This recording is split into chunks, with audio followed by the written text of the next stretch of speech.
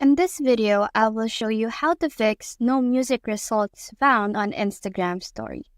Now, the first thing we have to do is to go to story right here and then click on camera, or you can just pick a picture.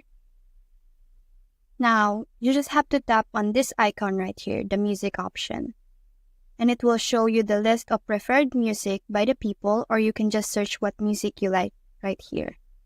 Now, let's say what you search is not here. All you have to do is to go back and then tap on the profile icon in the lower corner. Click on the three lines on the upper corner right here and then scroll down. Now you just have to see the account type. And then if you see this and it says professional account, you don't need to switch to professional account. You must have a personal account. You just have to make sure that you have a personal account, because some professional account doesn't allow people to use certain music. Now, if you have a personal account, you just have to go to settings and then scroll down and pick apps and click apps again. You just have to search for Instagram.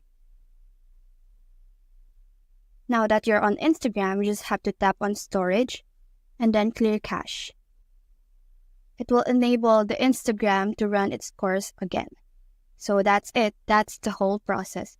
If you have found this video helpful, please leave a like below and subscribe because it helps me reach more people. See you soon!